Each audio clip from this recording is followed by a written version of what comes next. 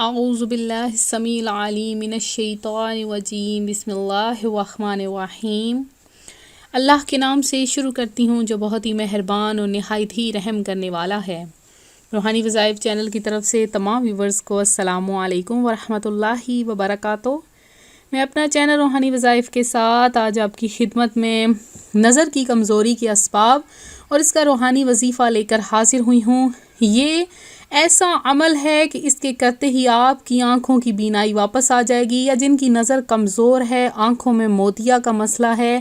یا دھندلا نظر آتا ہے، یا آنکھوں کے کوئی بھی مسائل ہیں، آنکھوں کی وجہ سے سر میں درد رہتا ہے۔ اور آج آپ کو نظر کی کمزوری کے اسباب بھی بتاؤں گی کہ جن کا مطالعہ کرنے سے، جن کو سننے سے انشاءاللہ تعالی آپ کی تمام بیماریاں ختم ہو جائیں گی جو کہ نظر سے متعلق ہیں۔ تو اپنا وظیفہ شروع کروں گی، اس سے پہلے میں آپ کو درود پاک کی فضیلت بتاؤں گی کہ سرکار مدینہ قرار قلب و سینہ صلی اللہ تعالی علیہ وآلہ وسلم کا فرمان باقرینہ ہے کہ فرض حج کرو، بے شک اس کا اجر 20 غزوات میں شرکت کرنے سے زیادہ ہے، اور مجھ پر ایک مرتبہ درود پڑھنا اس کے برابر ہے۔ تو آپ لوگ حضور نبی پاک علیہ الصلوۃ والسلام پر ایک بار درود پاک پڑھ لیں کہ فی زمانہ نظر کی کمزوری کی شکایت بہت زیادہ ہے، جس کی بنیادی وجہ اس کے اسباب کی زیادتی ہے، لہٰذا نظر کی کمزوری کے علاج سے پہلے اس کے اسباب تلاش کر کے انہیں دور کرنا اس مرض کے علاج سے کہیں زیادہ ضروری ہے۔ نظر کی کمزوری کے اسباب میں سے چند اسباب میں آج آپ کو بتاؤں گی کہ نظر کی کمزوری کا ایک سبب مطالعہ کرنے کا غلط انداز ہے، مثلاً پیدل چلتے، گاڑی میں سفر کرتے اور لیٹے لیٹے مطالعہ کرنا، یوں ہی دوران مطالعہ کافی دیر تک کتاب وغیرہ میں نظر جمائے رکھنے سے بھی آنکھوں پر بوجھ پڑتا ہے اور نظر کمزور ہوتی ہے، لہٰذا مطالعے کے دوران وقفے سے آنکھوں کو کتاب سے ہٹا کر ادھر ادھر حرکت دی جائے۔ اس طرح دیگر اعضاء یعنی ہاتھ، پاؤں وغیرہ تھک جاتے ہیں اور ہم انہیں حرکت دے کر یا ورزش وغیرہ کے ذریعے باہم آرام پہنچاتے ہیں۔ یہی معاملہ آنکھوں کا بھی ہے کہ اعضاء کو حرکت دینا ایک فطری نظام ہے۔ یہی وجہ ہے کہ چھوٹے بچے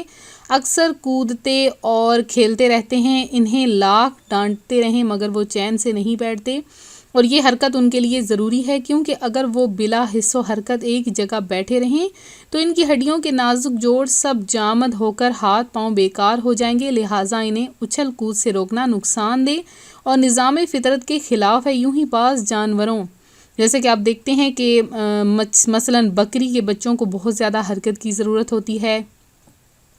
یہی وجہ ہے کہ وہ پیدا ہوتے ہی پھدکنے اور چوگڑیاں بھرنے لگتے ہیں، لہٰذا ہمیں بھی اس قدرتی نظام کو برقرار رکھتے ہوئے آنکھوں اور دیگر اعضاء کو حرکت دیتے رہنا چاہیے، اس لیے پیدل چلنا بے حد مفید ہے۔ نظر کی کمزوری کا ایک سبب کم یا ضرورت سے زیادہ تیز روشنی یا غلط سمت سے آنے والی روشنی میں مطالعہ کرنا بھی ہے کہ اس سے بینائی متاثر ہوتی ہے، لہٰذا مطالعہ کرتے وقت اس بات کا خیال رکھیں کہ روشنی اوپر سے یا الٹی طرف اپوزٹ سائڈ سے آئے کہ اس طرح آنکھوں پر زور کم پڑے گا اور انہیں سہولت رہے گی۔ لائٹ لگانے کا بھی یہی اصول ہے کہ چھت میں لگائی جائے کہ اس سے خوب روشنی ہوتی ہے۔ پہلے لوگ جو ہوتے تھے وہ لالٹین زنجیر سے باندھ کر چھت سے نیچے کی طرف لٹکا دیتے تھے، اس طرح کمرے میں چاروں طرف خوب روشنی ہوتی تھی، جبکہ آج کل بتیاں چھت سے لگانے کی بجائے دیواروں پر لگانے کا رواج ہے، جس سے روشنی کم ہو جاتی ہے کیونکہ دیواریں روشنی جذب کرتی ہیں۔ یوں ہی آج کل بعض لوگ زیبائش یعنی ڈیکوریشنز کے لیے بتیوں کے اوپر رنگین پلاسٹک کور لگا دیتے ہیں، اس سے روشنی مزید کم ہو جاتی ہے، اور کم روشنی میں مطالعہ کرنے سے آنکھوں پر وزن کم پڑتا ہے اور تھکن ہو جاتی ہے، جس کے نتیجے میں نظر بھی کمزور ہوتی چلی جاتی ہے۔ نظر کی کمزوری کا ایک سبب گرد و غبار اور گاڑیوں کا دھواں بھی ہے۔ اس کے مضر اثرات سے بچنے کے لیے آنکھوں کو دھوتے رہنا چاہیے، اور اس کا بہترین حل وقتاً فوقتاً وضو کر لینا ہے۔ کسی یورپین ڈاکٹر نے ایک مقالہ لکھا ہے جس کا نام تھا آنکھ پانی صحت۔ اس مقالے میں اس نے اس بات پر زور دیا کہ اپنی آنکھوں کو دن میں کئی بار دھوتے رہو، ورنہ خطرناک بیماریوں سے دوچار ہونا پڑے گا۔ آنکھوں کی ایک ایسی بیماری بھی ہے جس میں آنکھوں کی رطوبت یعنی اصلیہ یعنی اصل جو تری ہے کم یا ختم ہو جاتی ہے اور بینائی کمزور ہوتے ہوتے بالآخر مریض اندھا ہو جاتا ہے۔ طبی اصول کے مطابق اگر بھووں کو وقتاً فوقتاً ترک کیا جاتا رہے تو اس مرض سے تحفظ مل جاتا ہے۔ الحمدللہ عز و جل اس یورپین ڈاکٹر کے بیان کردہ طبی اصول سے ہم مسلمانوں کے مذہب کی سچائی اور عمدگی مزید واضح ہوتی ہے کہ ہم روزانہ کئی بار وضو کی صورت میں اپنی آنکھوں اور دیگر اعضاء کے تحفظ کا سامان کر لیتے ہیں۔ اب اپنی آنکھوں کا غلط استعمال وہ کیا ہے کہ نظر کی کمزوری کے اسباب میں سے ٹی وی، VCR یا کمپیوٹر پر فلمیں دیکھنا، ڈرامے دیکھنا، بلا ضرورت اپنی یا کسی اور کی کوئی بھی بری بات سننا دیکھنا۔ ان اسباب سے بچنے کا بہترین حل آنکھیں زیادہ تر بند کرنا ہے۔ دن میں کم از کم زیادہ تر حصہ آپ اپنی آنکھوں کو بند رکھیں۔ نظر کمزور ہونے کا ایک ظاہری سبب عمر کی زیادتی ہے کہ انسان جب بوڑھا ہو جاتا ہے تو اس کے اعضاء کمزور ہو جاتے ہیں۔ اعضاء کی یہ کمزوری دراصل موت کا پیغام ہے۔ سیاہ بالوں کے بعد سفید بال، جسمانی طاقت کے بعد کمزوری، سیدھی کمر کے بعد کمر کا جھکاؤ، مرض آنکھوں اور کان کا تغیر یعنی پہلے نظر اچھی ہونا، بعد میں کمزور پڑ جانا اور سننے کی طاقت کی درستی کے بعد بہرے پن کی آمد وغیرہ بھی موت کے میسنجرز ہیں اور پیغام دیتے ہیں کہ زندگی کی میعاد ختم ہونے والی ہے۔ ایسے کمزور نظر والوں کو بالخصوص اور بالعموم سبھی کو آنکھوں کی روشنی کی فکر سے زیادہ قبر میں اور پلسرات پر روشنی کے لیے اپنا ذہن بنانے کی ضرورت ہوتی ہے۔ اب نظر کی کمزوری کے کچھ روحانی علاج بھی آپ کو بتا دیتی ہوں کہ نظر کی کمزوری کا علاج کرنے سے پہلے اس علاج کے مقاصد کو بھی پیش نظر رکھا جائے کہ نظر صحیح ہوگی تو عبادت، تلاوت، فرض علوم اور دیگر اسلامی کتب کا مطالعہ آپ ضرور کریں گے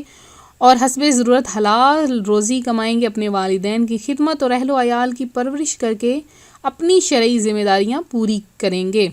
تو نظر کی کمزوری دور کرنے کا ایک عمل یہ بھی ہے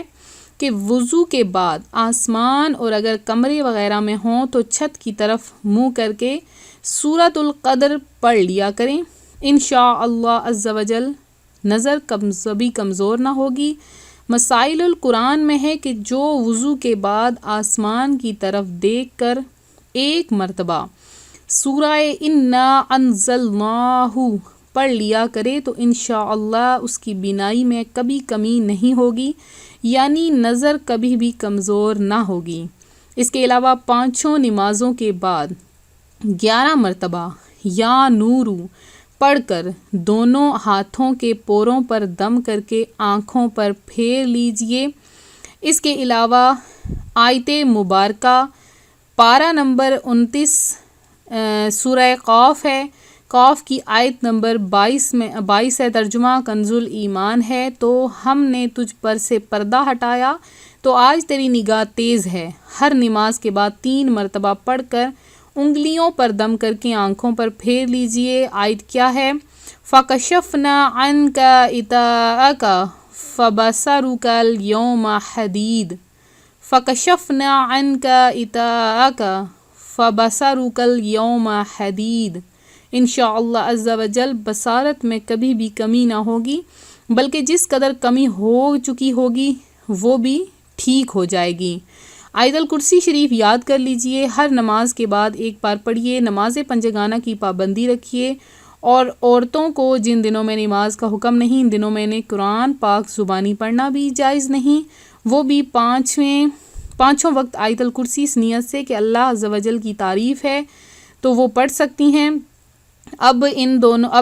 جب آیت الکرسی کے دوران اس کلمے پر پہنچیں ولا یعودہ حفظہما تو دونوں ہاتھوں کی انگلیاں آنکھوں پر رکھ کر اس کلمے کو 11 بار پڑھیں، پھر دونوں ہاتھوں کی انگلیوں پر دم کر کے آنکھوں پر پھیر لیں۔ یہ عمل ایسے قوی تاثیر یعنی زبردست اثر والے ہیں کہ اگر صدق و اعتقاد یعنی سچا یقین ہو تو انشاءاللہ عز و جل گئی ہوئی آنکھ یعنی بینائی جو بالکل ختم ہو جاتی ہے وہ بھی واپس آ جائے گی۔ یہ تو نظر کی کمزوری دور کرنے کا روحانی عمل تھا۔ اس کے علاوہ ہر نماز کے بعد 1 مرتبہ آیت الکرسی پڑھنے کا معمول بنا لیجئے کہ حدیث پاک میں ہے، اس کی بڑی فضیلت ہے۔ چنانچہ حضرت سیدنا ابو امامہ رضی اللہ تعالیٰ عنہ روایت کرتے ہیں کہ رسول اللہ صلی اللہ علیہ وآلہ وسلم نے ارشاد فرمایا جو ہر فرض نماز کے بعد آیت الکرسی پڑھے گا اسے موت کے سوا جنت سے کوئی رکاوٹ کبھی بھی نہیں ہوگی۔ تو آج ہم آپ کے لیے آنکھوں کی بینائی ختم کرنے کے علاج لے کر آئے تھے، وظائف لائے تھے، اور ایک چھوٹا سا طبی علاج بھی آج آپ کو میں بتائی دیتی ہوں کہ نظر کی کمزوری کا ایک طبی علاج یہ ہے کہ روزانہ رات کو سونے سے قبل